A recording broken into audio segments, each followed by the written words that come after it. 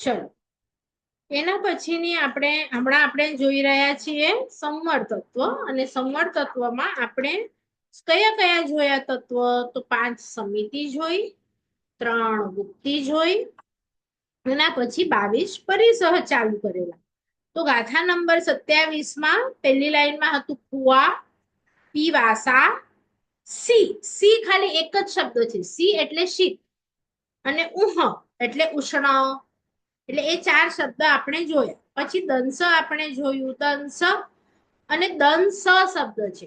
અને દંસા છે ને, તો પાછળના શબ્દનું છે. ચેલા છે ને, એ ચેલા નથી, અચેલા. એટલે નહીં, એટલે અચેલ પરિસહ છે અને દંસ પરિસહ છે. એટલે લાઈન પહેલી આખી તમે બરોબર જોશો તો કુવા, પીવાસા, સી, ઉહ, દંસા અને અચેલા.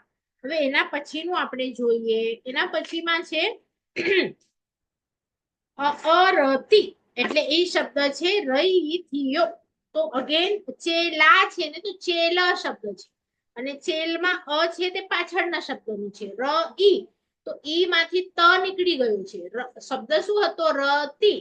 અને અરતી એટલે રતિ હતો, અરતિ હતો, તો આગળમાં ઘૂસી ગયું છે ચેલમાં. તો અરતિ. અને પછી છે થિયો. તો જે થિયો છે એ શબ્દ છે સ્ત્રી. સ્ત્રી માટેનો શબ્દ છે. તો એવી રીતે આપણે એક એક શબ્દ જોતા જઈએ અને એનું વાંચન કરતા જઈએ. તો અચેલ પરિસરમાં જોયું આપણે કે વસ્ત્ર મળે અથવા ન મળે, અથવા ક્યારેક જીર્ણ મળે, નવું મળે. તો આ બધું આપણે ક્યારે ક્ષમતા રાખવાની? ક્યારેક આપણને કોઈ પેરેન્ટ્સની પ્રોપર્ટી મળે, આને વધુ મળી, મને ઓછું મળ્યું, અથવા કોઈ ક્યારેક ગિફ્ટ આપે, નનંદ આપે, બેન આપે. તો તમારા નસીબનું તમને મળવાનું છે. એ લોકો માત્ર નિમિત્ત છે. તો જે તમારા નસીબમાં છે એ મળશે, મળશે ને મળશે, ક્યાંય નહીં જાય. તો તમારે નહીં તો રાગ કરવાનો, નહીં તો દ્વેષ કરવાનો. જે હશે મને ચાલી જશે. તમે જયારે જન્મ લીધો ત્યારે ચૂઝ કર્યું કે આજ ઘરમાં જવું છે, આજ માતા પિતા જોઈએ છે, તો પણ બધું વ્યવસ્થિત મળ્યું, આપણા કર્મના હિસાબે મળ્યું. તો પછી આપણે રૂટીનના બીજા વસ્તુઓમાં પણ થાય એટલો રાગ દ્વેષ ઓછો કરવાનો. એ જ હવે તમને નેક્સ્ટ સમજાવે છે રતિ અરતિ. તો જે અરતિ પરિસહ છે ને, એ શું કહે છે કે સાધુને સંયમ જીવન દરમિયાન ગામો ગામ વિહાર કરવાનો વારો આવે. ઘણી વખત આપણને ન ગમે એવું પણ હોય, એવા ગામ મળે, એવું ઉપાશ્રય મળે, એવા લોકો મળે. તો અરતિના નિમિત્તો મળે ત્યારે એને વશ ન થતા અરતિને દૂર કરવાનો પ્રયત્ન કરવાનો. અને ધર્મ ભાવ દઢ કરવાનો, પણ ઉદ્વેગ કરવો નહીં. એટલે કે ક્ષમતા રાખી અને આ પરિસહને જીતો કે મને ચાલશે. ગમે એવો સંઘ હોય, ગમે એવો એ લોકોનો ઉપાશ્રય હોય, ગમે એવો એ લોકો મારી સાથે વ્યવહાર કરે, તો આપણે પણ ત્યાં પણ જઈએ, લોકો બધી પ્રકારના મળવાના છે. તમારા જ હિસાબે બધા તમને સારો જ વર્તાવ કરે એવા નથી મળવાના. તો એ વખતે તમારે શું કરવાનું? તો એની વાત અહીંયા કે છે. ક્યાંક તમે યાત્રા પર ગયા, તમને ન ગમતો રૂમ મળ્યો, ન ગમતા લોકો મળ્યા તમારા રૂમમાં રહેવા માટે, તો શું થયું? આને સહન કરવું અને આશ્રવને દૂર કરવું અને સંવર તત્વમાં જાઓ. ખ્યાલ આવે છે? સંવર તત્વમાં જવું એટલે પોતાના આત્મા માટે સારું, પણ શરીરને થોડીક તકલીફ પડશે. પણ એ શરીર તમે નથી. જો એ તમારું સંકિત દઢ હશે તો જ તમે આ બધી વસ્તુઓ કરી શકશો. એટલે તમારું સમ્યત્વ ઘડી ઘડી મજબૂત કરવાનું કે હું આત્મા છું, શરીર નથી. પછી છે સ્ત્રી પરિસહ. આ સાધુ ભગવંતો છે, એવી જ રીતે સાધ્વીજી ભગવંત માટે પુરુષ પરિસહ લેવાનું. તો આત્મકલ્યાણમાં આગળ જવું હોય તો ઓપોઝિટ જે સેક્સ છે એ વિઘ્ન કરનાર છે, નીચે પાડનાર છે. માટે તમે સંયમમાં રહો. અને આપણે જો રહી શકીએ તો આજીવન બ્રહ્મચારી, ન રહી શકો તો સ્વદારા સંતોષ, એટલે સ્વપુરુષ સંતોષ, એટલા નિયમમાં જવાનું. તો એ નિયમમાં પણ લોકો એને સતી જ કહે છે, સ્ત્રીને, ગૃહસ્થને. તો ગૃહસ્થ માટે નિયમ અલગ આવશે પરિસહનો, અને સાધુ માટે નિયમ અલગ આવશે. પણ જે સ્વદારા સંતોષનું વ્રત છે એ પણ અણુવ્રત છે. બીજા બધાને તો છોડી દો, આપણે આથી બિલકુલ નથી રહેવાતું. તો આપણને એક તો પ્રભુ આપ્યું છે, તો બીજા બધાને છોડવામાં ક્યાં વાંધો છે? પણ આ એવી દ્રષ્ટિ છે કે એને જે પણ સારું દેખાય એનાથી સારું દેખાય એનાથી સારું દેખાય એ સરી જાય, એને તરત બધી વસ્તુઓ ગમી જાય કે આ કેટલો ફાઇન દેખાય છે, કે આ આપણી પાસે ઘર સારું છે છતાં આ ઘર કેટલું સારું છે, આપણી પાસે ગાડી સારી છે છતાં આ કેટલી સારી છે, પાત્ર સારું મળ્યું તો એ આપણો બીજા પાત્રમાં આપણી આંખો અને આપણું મન એ બીજા કોઈને તો ખબર પડે નહીં, એમાં ક્યારે એમની માટે ગમો થઈ ગયો કે આ તો સરસ લાગે છે, તો એ ખાલી ચેક કરો કે આવું થાય છે તો હજી મેં મારા મનને કંટ્રોલ કર્યું નથી. કેમ થયું? પનિશમેન્ટ આપો, બીજી વાર પનિશમેન્ટ આપો, જેટલી પનિશમેન્ટ આપશો એટલું રતિ અરતિ પોતે ઓછું થવાનું થઈ જશે. બરાબર? ચલો એના પછી છે ચર્યા પરિસહ. ચર્યા એટલે શું? ચાલવું. તો સાધુ માટે લખ્યું છે, આપણે આપણા માટે જોઈશું. સાધુને લખ્યું એક સ્થાને મઠ કે આશ્રમ બનાવીને ન રહે, નવકલ્પી વિહાર કરે. ચોમાસામાં 4 મહિના અલાઉડ છે કે એક જગ્યા ઉપર રહો, કારણ કે જીવોની ઉપદ્રવ વધી જાય છે.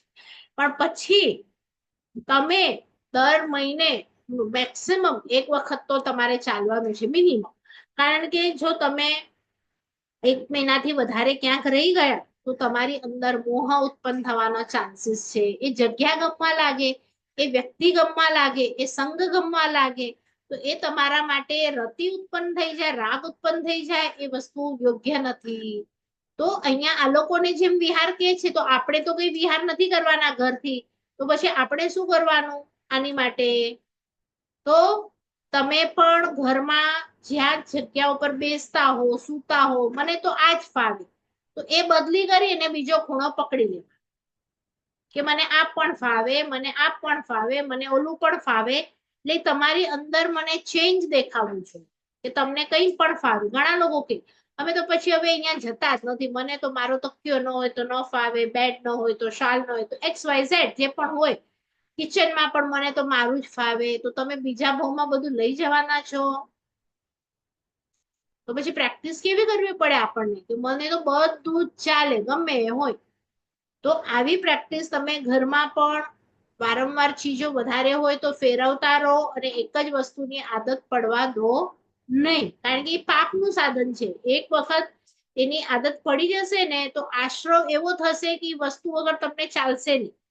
અને આપણે કોઈના પણ ગુલામ બનવાનું નથી, આપણે હેડ છીએ, આપણે બધાને આપણી અંદર કંટ્રોલમાં રાખવાનું છે. એટલે ચાલતી વખતે ઘરમાં હવે તમારે ચાલવું હોય તો મને આજે અહીંયા સૂતી તો કાલે ત્યાં સૂવું છું, પરમ દિવસે અહીંયા બેઠી હતી તો હવે અહીંયા બેસું છું, મને બધી જગ્યાએ ફાવે, મને બધા લોકો સાથે ફાવે, મને બધી વસ્તુઓ સાથે ફાવે. વસ્તુ, વ્યક્તિ અને પરિસ્થિતિ મને બધામાં બધું જ ફાવે. તો આ તમારા માટે ચર્યા પરિચય. બરાબર? પછી છે નૈષેદિકી પરિચય. એટલે શું? રાગ દ્વેષ રહિત સાધુ ચંચળતાનો ત્યાગ કરી સ્મશાન, શૂન્યઘર, ગુફા વગેરે સ્થાનોમાં રહે, ત્યાં આવતા ઉપસર્ગોમાં સમતા ધારણ કરે, એને નૈષેદિકી પરિસહનો જય કહેવાય છે. આપણે ક્યાં જશું? એ લોકો તો ગુફાઓમાં રહીને કરશે, આપણા માટે તો ઘરમાં તો બધી વ્યવસ્થા છે. એટલે ક્યાંક એવું તમારા ઉપાશ્રયમાં સ્થાન હોય કે ત્યાં શું કહેવાય, ઈ એટલી જગ્યા સારી નથી, બધા લોકો આવતા નથી ત્યાં, એટલે બેસવાનું પસંદ કરતા નથી, તો હું 5 મિનિટ ત્યાં બેસું, ત્યાં કાવસક કરું કે મારે તો હજી મારા આત્માને ઉપર ઉપર લઈ જવું છે.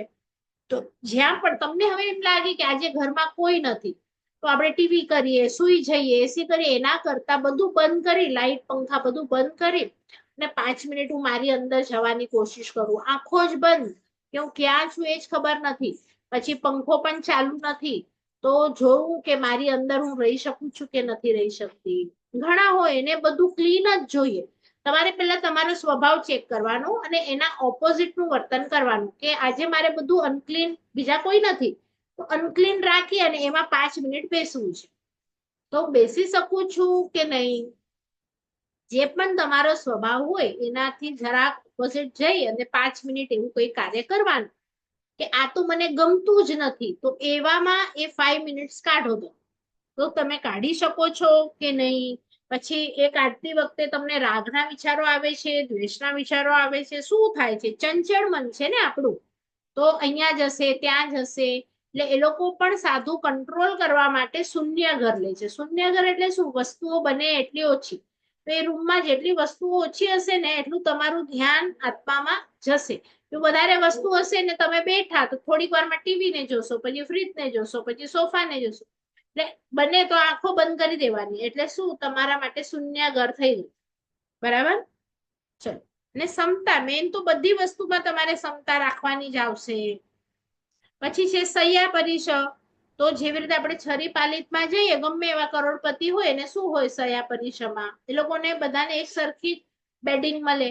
અને સાધુ હોય ને એ લોકો તો આની માટે સ્પેશિયલી જે ઘાસ આવે છે અમુક પ્રકારનું, એ ઘાસ લે અને એની પથારી કરે.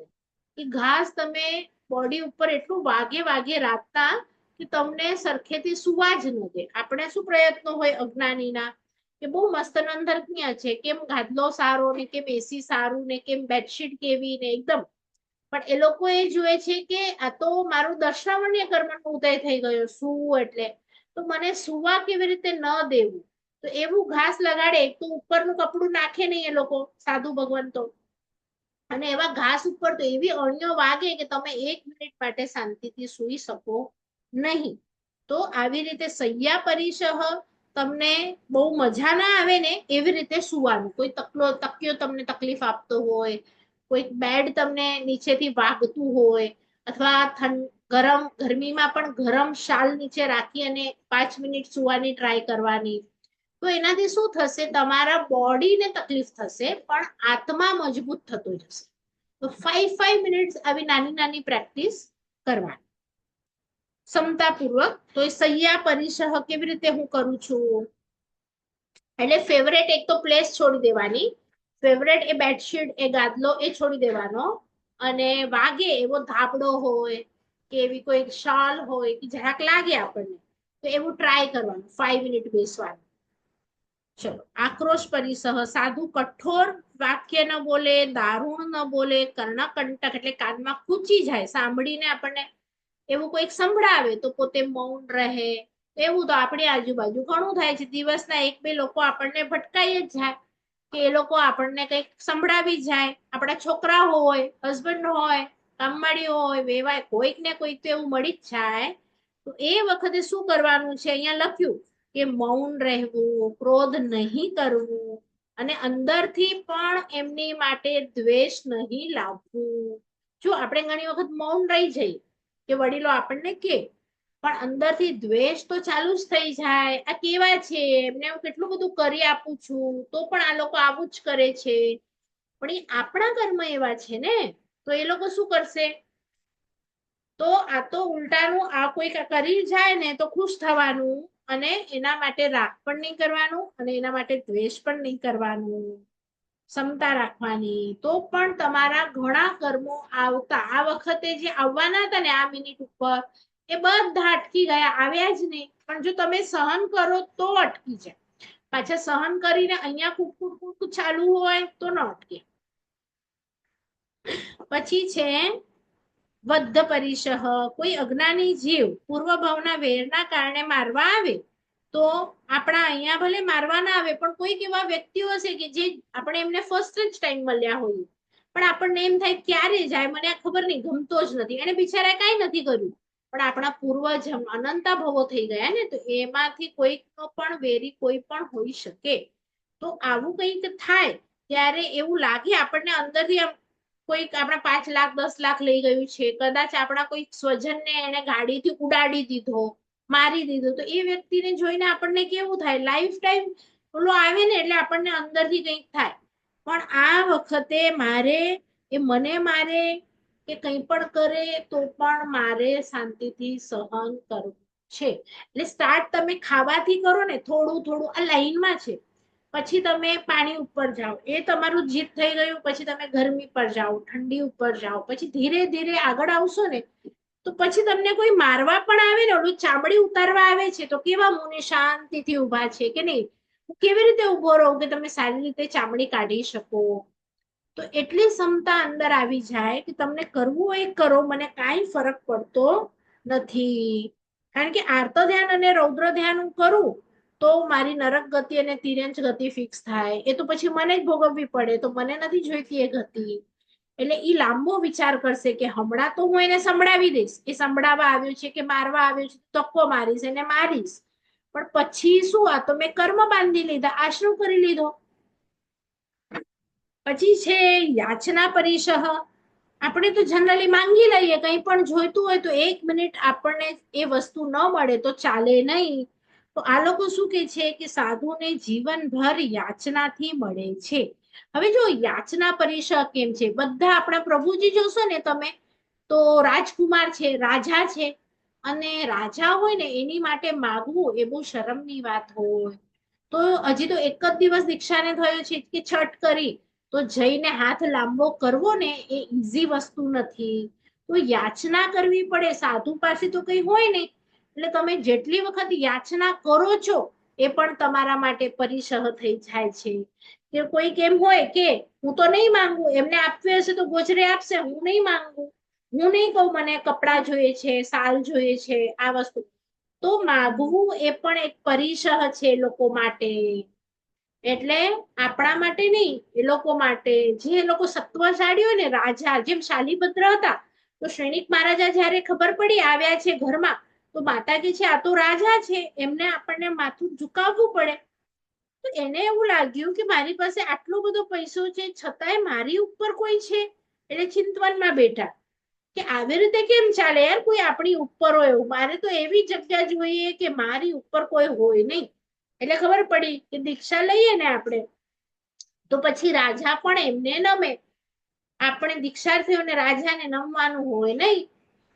તો પછી એવી રીતે એટલે યાચના કરવી એ પણ એ લોકો ક્ષત્રિય લોકો માટે મોટો પરિસહ છે.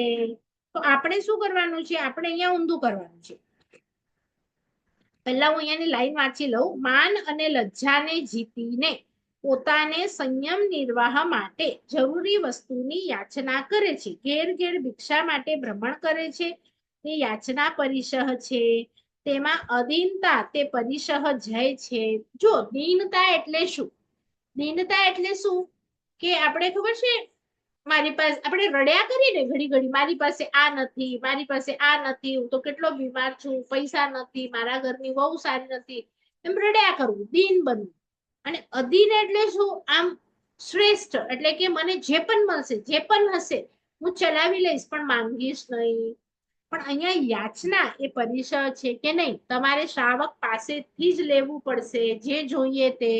એટલે શું થાય પછી, આપણે કોઈની પાસે ઘડી ઘડી લેવાનું હોય ને, તો આપણે એ વસ્તુ પછી ઓછી કરીએ. દાખલા તરીકે તમે આખા દિવસમાં જોઈએ એટલું ઘરમાં ખાઈ પી, પણ આજે તમે ટાઈમમાં છો, પાડો છો, અને કોઈકને તમારે ઉઠાડી ઉઠાડીને મંગાવવું પડે છે, તો એકાદ વખત તમને એવો વિચાર આવશે કે હવે જવા દે ને, ક્યાં એને હેરાન કરવું, કેટલી વખત એ આપશે.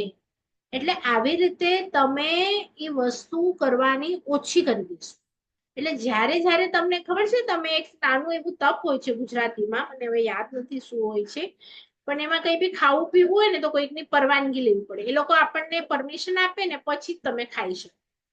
તો એવું આખા દિવસમાં તમે એક દિવસ એવું રાખો કે કોઈક પરમિશન આપે તો જ તમે ખાઈ શકો. તો પછી તમે કેટલી વખત એની પાસે પરમિશન લેવા જાઓ, કેટલી વખત ખાઓ, વિચારો. મારવાડીમાં પણ એવું હોય છે, નવી નવી બહુ હોય ને તો એને જમવું હોય ને, તો ઈ સાસુના હાથ, પગ, શોલ્ડર એ એક વખત દબાડે, એમ 6-7 જગ્યા હોય ત્યાં એને પગે લાગવું પડે, અને પછી એ ખાઈ શકે. પહેલી વખત, બીજી વખત, જેટલા વખત ખાવું હોય ને એટલા વખત એને કમ્પલસરી વસ્તુ કરવી જ પડે. તો ધીરે ધીરે ધીરે પછી તમને આવી રીતે જવું હોય ને તો તમારે તમારો ક્રમ ઘટાડી દો કે નહીં, હવે 2 વખત જઈ ખાઈ લીધું, હવે મારે ત્રીજી વખત થાય તો તમે અવોઇડ કરી નાખો. તો આવી રીતે યાચના છે કે તમે આજે માંગી માંગીને જ બધું ખાવાના છો. તો એક વખત માંગ્યું મળ્યું, બીજી વખત માંગ્યું મળ્યું, કેટલા વખત પાણી માટે હેરાન કરશો કોઈકને પણ. એટલે યાચના પણ તમારો જે એ સ્વભાવ છે ને કે જાઓ, હું કોઈની પાસે કઈ નહીં માંગુ, હું એકદમ અભિમાની છું અને કોઈની અંડર આવવું નહીં, તો એ જે ખરાબ સ્વભાવ છે એ કાઢવામાં આ યાચના હેલ્પ કરે.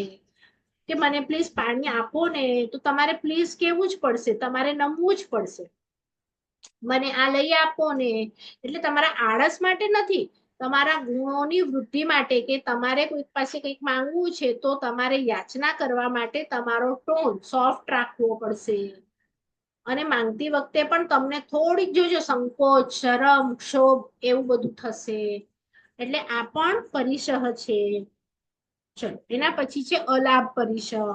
અલાભ એટલે શું? કોઈ પણ વસ્તુ ન મળે, યાચના કરી તમે, પણ હવે ક્યારેક એ ઈચ્છિત વસ્તુ ન મળી તો આપણા જેવો તો કેવો દુઃખી થઈ જાય. આને મેં પાસે પાણી માંગ્યું તો એને આપ્યું જ નહીં, ને હું કેવી એની માટે દોડી દોડીને જતી હતી. તો એવું નહીં વિચારવાનું. તમે માંગ્યું પણ તમારું પુણ્ય નથી, તમારું કર્મનો ઉદય એવો છે કે તમને એ 1 મિનિટમાં ન મળે, 10 મિનિટમાં મળે. કોઈ હોય સામે એવો, ઉભા રહો 5 મિનિટ ઉભા રહો કરી આપું છું, 10 મિનિટ ઉભા રહો કરી આપું છું. તો તમે જ 10 મિનિટ શાંતિથી ઉભા રહો, અને 10 મિનિટ ઉભા રહ્યા પછી પણ જો એ ના પાડે કે ના ના હું નથી જાગતી, તો તમે શું કરો? મનમાં તો ગુસ્સો આવે ને. તો પેલા જ કેવું હતું ને, હું 10 મિનિટ થી ઊભી છું, ઊભી જ ન હોત. પણ એ ઉભા રહ્યા તો આશરો કટ થયો અને સંવર એટલે કે નવા આવતા કર્મ અટકી ગયા. તમે પછી કઈ જ ન બોલો ને એને, તો એને પણ ફીલ થાય કે જો મેં એને ઊભી રાખી અને આ કઈ બોલ્યા નહીં, એટલે એનો પણ વ્યવહાર પછી તમારા તરફ ધીરે ધીરે બદલાય. પણ તમે સંભળાવી દો એટલે પછી એનો વ્યવહાર ન બદલાય. એટલે તમારો પણ ગ્રોથ થાય અને સામેવાળાના ગુણોનો પણ ગ્રોથ થાય. પણ જો આપણે આપણી બુદ્ધિ ચલાવીએ છીએ એવી રીતે નહીં, જેમ જીન શાસન કે છે એવી રીતે રહીએ તો, એવી રીતે વિચારીએ તો, એવી રીતે બોલીએ તો, બરાબર. એટલે અલાભ એટલે કે લાભ તમને મળે જ નહીં, એ અલાભ એટલે કે લાભ ન મળ્યો. ચલો એના પછી છે, એટલે એ લોકોનો એક ડાયલોગ છે ને અંડરલાઈન કરજો, મળે તો સંયમ વૃદ્ધિ અને ન મળે તો તપવૃદ્ધિ. કે મળી ગયું તો ઠીક છે, અમારું સંયમ સારી રીતે આગળ વધશે, અને નહીં મળ્યું, આજે 1 દિવસ ખાવા નહીં મળ્યું, 2 દિવસ નહીં મળ્યું, તો સારું છે, તપની વૃદ્ધિ થઈ ગઈ. તો તમારે પણ દરેક વસ્તુમાં ઘરે આવી રીતે જ વિચારવાનું કે ઠીક છે, મને એને લાવી આપ્યું પાણી કે ખાવાનું, તો હું આરાધના સારી રીતે કરી શકીશ. અને નહીં લાવી આપ્યું તો સારું થયું, મારો ઉપવાસ થઈ ગયો, સારું થયું, મારું એકાશનું થઈ ગયું. આપ્યું હોત તો હું 82 કરત, પણ નથી આપ્યું એટલે એકાશનું થઈ ગયું. એટલે પોઝિટિવલી વિચારવાનું, દરેકમાં આપણા ગુણો વિશે વિચારવાનું. એના પછી છે રોગ પરિસહ. શરીર એ રોગોનું ઘર છે. સાધુના જીવનમાં પણ અશાતાનો ઉદય થાય તો સાધુ અનુતાપ ન કરે, આર્ત ધ્યાન ન કરે, હાય હોય ન કરે, ચિકિત્સાની ઈચ્છા પણ ન રાખે. પણ જો આપણા ઉપર ઘર ચાલતું હોય અને આપણે બીમાર જ હોઈએ, તો ઘરે કોઈ કરી ના શકે, બધા ભૂખ્યા રહી જાય, તો એ વખતે ચિકિત્સા કરાવવાની. પણ લાગે છે કે 2 વહુઓ છે, ઘરે કામ થાય છે, કામવાળીઓ છે મારા વગર પણ, તો પછી 1 દિવસ ગોળી ખાધા વગર, તાવ છે તો તાવમાં રહેવાનું, પેટ દુખે છે તો શાંતિથી થોડીક વાર સહન કરવાનું. તો શું થાય છે મારું? આશ્રવ અટકી ગયું. હું મારા આત્માની શક્તિને ફોરવું છું, વીર્યને ફોરવું છું. થોડીક વાર સહન કરવું શરીરથી, એ આત્મા માટે બેનિફિટ છે. તો રોગોને સહન કરો, પણ એટલું બધું બી નહીં કરો કે છોકરાઓ અને વડીલો રખડી જાય. એ તમારે, તમે કયા સ્ટેજ ઉપર છો અને એનાથી શું તમારે પ્લસ થાય છે, માઇનસ થાય છે, તમારે વિચારવું પડે. પછી છે તૃણ પરિસહ. જીનકલ્પી સાધુઓને તૃણનો સંથારો હોય છે. હવે જો જીનકલ્પી અલગ હોય અને આગળ આવશે તમને 2 ટાઈપના આચાર હોય. જીનકલ્પી એટલે જેમ પ્રભુ હતા કે દીક્ષાના દિવસે એમણે વસ્ત્રનો પણ ત્યાગ કરી નાખ્યો, તો એવા સાધુઓને જીનકલ્પી કહેવાય. એ લોકો પછી પાત્રા પણ ન રાખે, હાથમાં લે. તો જીનકલ્પી માટે અલગ હોય અને બીજા સાધુ હોય એ લોકો માટે અલગ હોય. તો આ જીનકલ્પી પાસે તો સંથારો નથી, તો એ લોકો શું કરશે? તૃણનો ઉપયોગ. તો તૃણનો અણ્યો શરીરમાં વાગે તો એ વસ્ત્રની ઈચ્છા ન કરે. બીજું નામ આવ્યું જો સ્થવિર કલ્પી.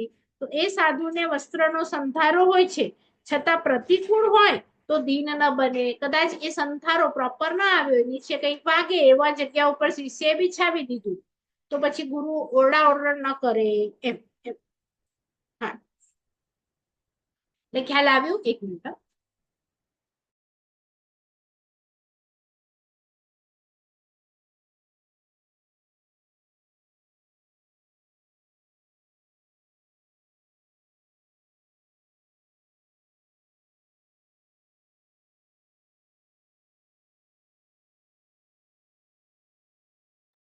એટલે ખ્યાલ આવ્યું?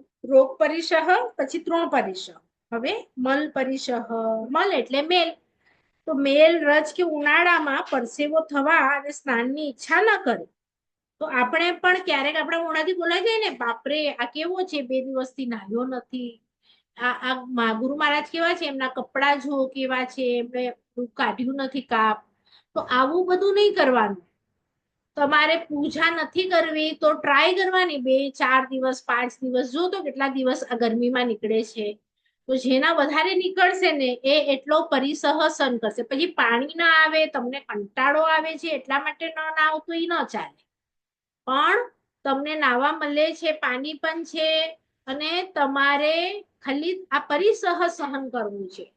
અને જોઉં છું કે નાયા વગર કેટલું ચાલે છે.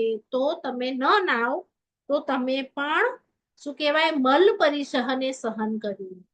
બીજાના કપડા મેલા નથી રાખવાના. આ માત્ર તમારે તમારા માટે કરવું કે નહીં, મને ધોયેલા જ જોઈએ, મને તો આવી જ ઇસ્ત્રી જોઈએ. 2-4 દિવસ ટ્રાય કરો પોતાના માટે કે એવું કેટલું. જો તમે 8 દિવસ પણ એક કપડું પહેરીને બેઠા હો ને તો એની અંદર જીવ ન થાય. તમે તમારા શરીરથી અલગ કરો ને એટલે પછી 48 મિનિટમાં એની અંદર પરસેવાથી જીવ થાય. બાકી તમે 4 દિવસ નહીં, 8 દિવસ નહીં, આખું એક વર્ષ પણ પહેરો ને તો એમાં જીવની ઉત્પત્તિ ન થાય. તમારા બોડીનું ટેમ્પરેચર એવું હોય, એટલું હીટ હોય કે એનાથી ઉત્પત્તિ થવા ન દે. પણ કાઢો, બોડીથી અલગ થાય તો પંખામાં સુકાવી દેવા, તો એમાં ન થાય. પણ જો ગિલ્લું હોય તો એ ગિલ્લામાં 48 મિનિટમાં જીવ ઉત્પત્તિ થાય. એના પછી છે સત્કાર પરિસહ. તો કોઈક સંઘમાં ગયો, એ લોકો માટે મેં કેટલું બધું કર્યું અને એ લોકોએ તો મારો સત્કાર જ ન કર્યો. તો તમે પણ ક્યાંક કોઈક ફેમિલીમાં બહુ બધું કામ કરો, ઘરમાં કરો કે પાડોશમાં કરો કે સંઘ માટે કે સોસાયટી માટે, અને કોઈ કરે નહીં તો એ વખતે જરાક પણ મનમાં પ્લસ માઇનસ કરો નહીં.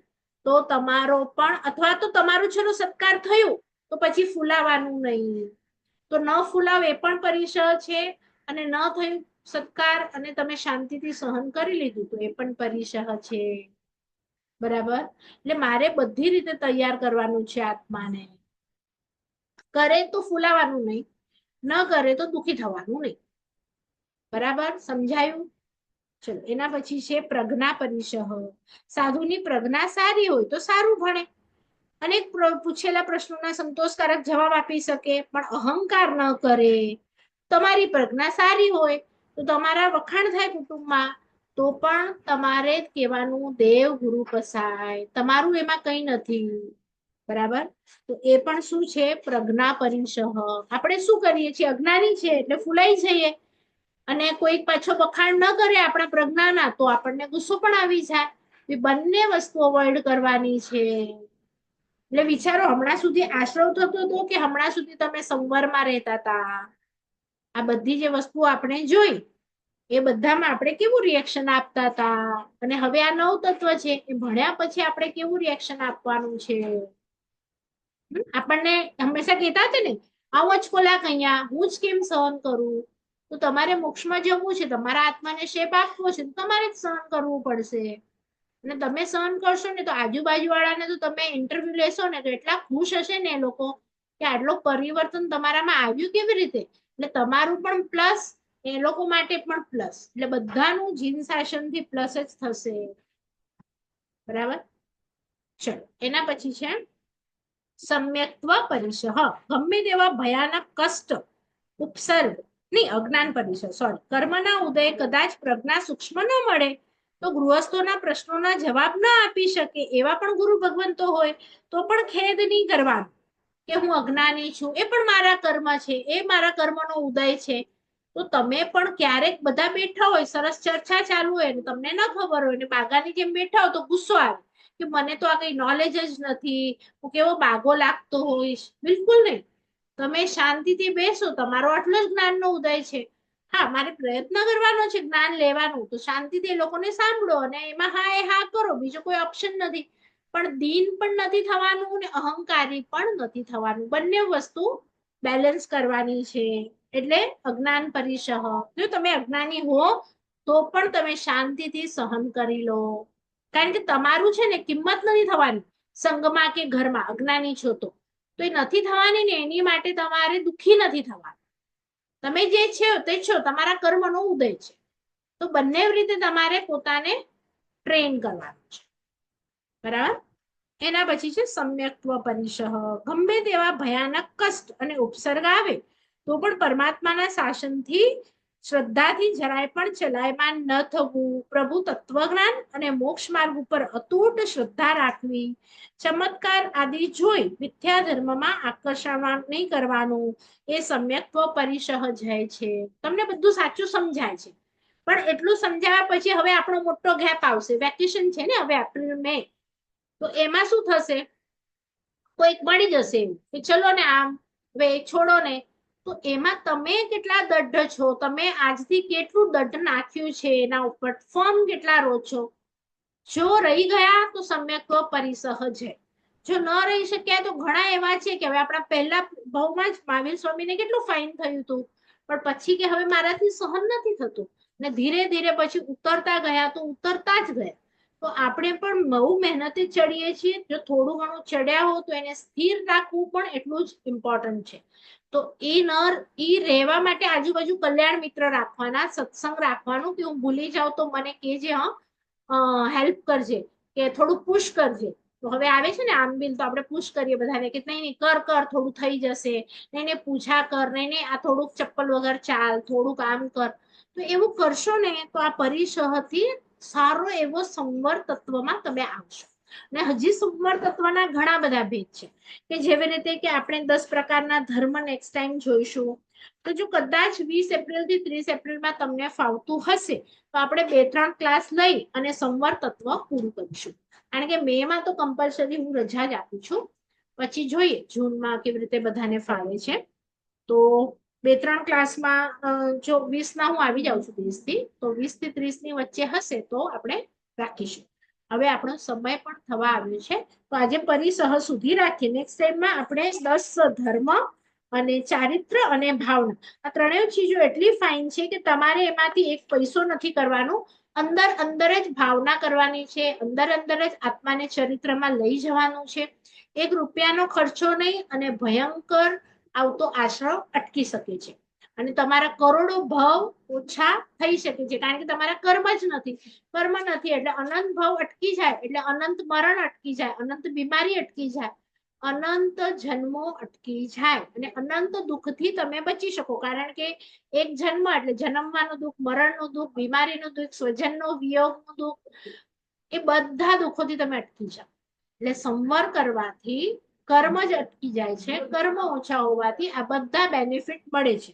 એટલે હમણાં સુધી આપણે જેટલું કર્યું કે સમિતિ, ભુક્તિ અને પરિષદ, એને હમણાં મહિનો દિવસ કરવાની ટ્રાય કરજો. કારણ કે ગરમી પણ થશે, ભૂખ પણ લાગશે, પ્યાસ પણ લાગશે તપસ્યામાં, અને લોકો પણ મળશે, રાગ દ્વેષ પણ નહીં કરવાનું. તો આ બધામાં બેનિફિટ છે. ચલ જીનાજ્ઞા વિરુદ્ધ નહીં પણ બોલાયો મિચ્છામિ સર્વ મંગલ માંગલ્ય સર્વ કલ્યાણ કારણમ પ્રધાનમ સર્વધર્માણામ જય જયથી શાસન. પૂછવું છે કોઈને કઈ ડાઉટ છે? શાતામાં રહેજો બધા. સાતામાં છો. દેવગુરુ પસાય. પ્રણામ બેન, સાતામાં રહેજો. પ્રણામ. તપસ્યા કરજો બધા, સાંભળવા જજો. ચલ હું મેસેજ કરું છું 20 એપ્રિલ પછી, અને હમણાં સુધીનું બધું એક વખત રિવાઇઝ કરી લેજો. જીવ તત્વ, અજીવ તત્વ, ભેદો. ચલ રેકોર્ડિંગ મોકલું છું.